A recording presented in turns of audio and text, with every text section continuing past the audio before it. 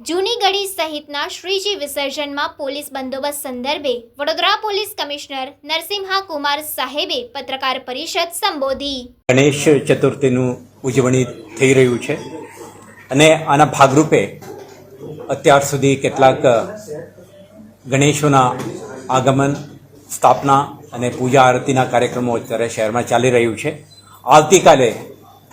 જૂની ગળી ગણેશથી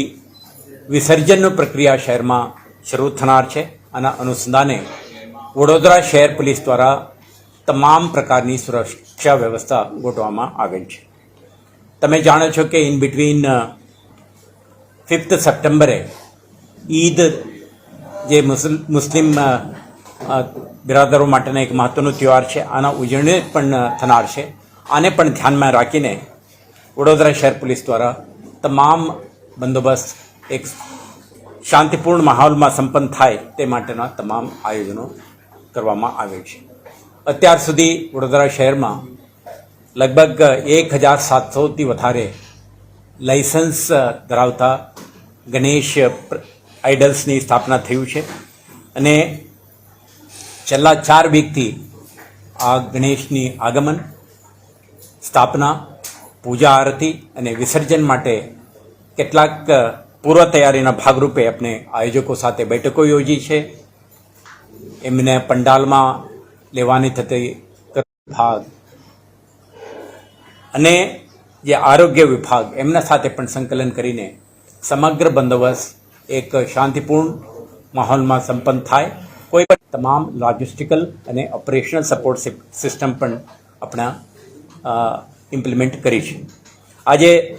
જ્યારે ચર્ચા કરીએ છીએ, આવતીકાલે જૂની ગળી ગણેશની વિસર્જન જે વડોદરા શહેરમાં એક મહત્ત્વપૂર્ણ જેટ્ટી, તેરાપાઓ, ઓપરેશનલ સપોર્ટ તરીકે ક્રેન્સ, તરવૈયાઓ, ફાયર સેફ્ટી અંગેના વ્યવસ્થા, એમ્બ્યુલન્સ સર્વિસીસ, આપણા વાયરલેસ કમ્યુનિકેશન સાથેના પોલીસ સપોર્ટ સિસ્ટમ અને દરેક આયોજકો સાથે સંકલનથી સંપન્ન થાય તે માટે છેલ્લા કેટલાક દિવસોથી પોલીસ સ્ટેશન, એસીપી, ડીસીપી કક્ષાએ વિગતવારની આયોજકો સાથે બેઠકોનું આયોજન કરીને અંગેનું જે પ્લાન છે આ પણ આપણે નોટિફિકેશન બહાર પાડીને સમગ્ર શહેરમાં કયો પ્રકારની આયોજન રહેશે તે અંગે પણ આપણે આયોજન કરી ચૂક્યા છે। અત્યારે જે કાયદો અને વ્યવસ્થાની પરિસ્થિતિ જળવાઈ રહે તે માટે તમે જોઈ રહ્યા છો છેલ્લા કેટલાક દિવસોથી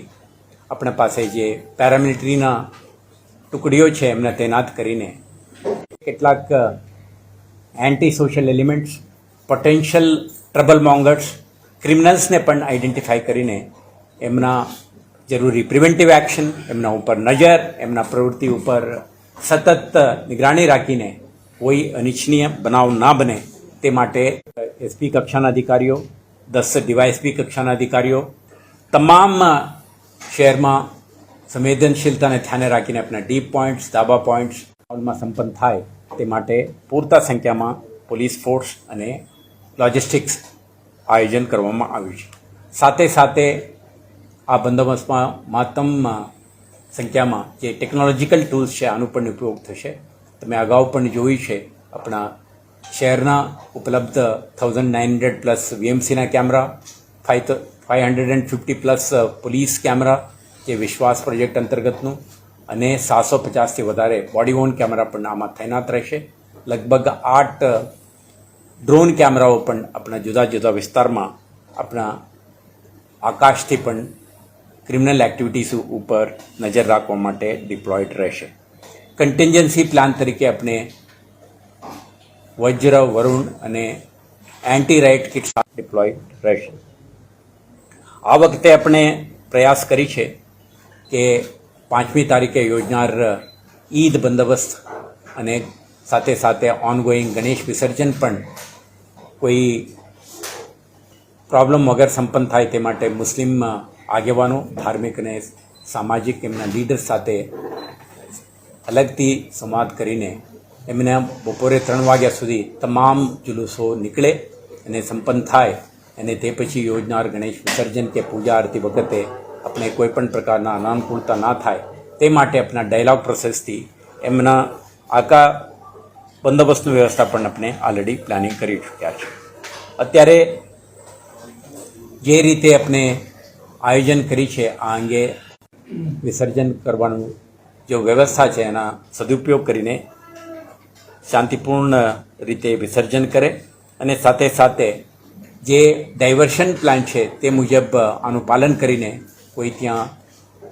જવાનો પ્રયાસ ન કરે,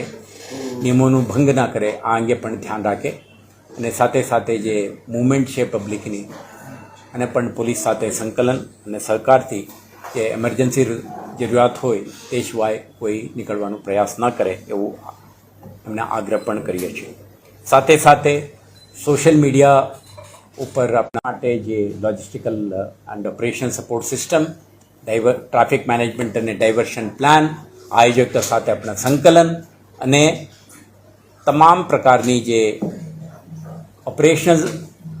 પ્લાનિંગ અત્યારે શહેર પોલીસ કરી ચૂક્યા છે. આવતીકાલે યોજનાર જૂનીગઢી ગણેશ અને તે પછીના 7મા અને 9મા દિને અને 11મા દિને જે કંઈ વિસર્જનો લાઇન્ડઅપ છે તમામ કાર્યક્રમો શાંતિપૂર્ણ રીતે થાય તે અંગે જરૂરી તમામ આયોજન શહેર પોલીસ તરફથી થઈ ચૂક્યા છે.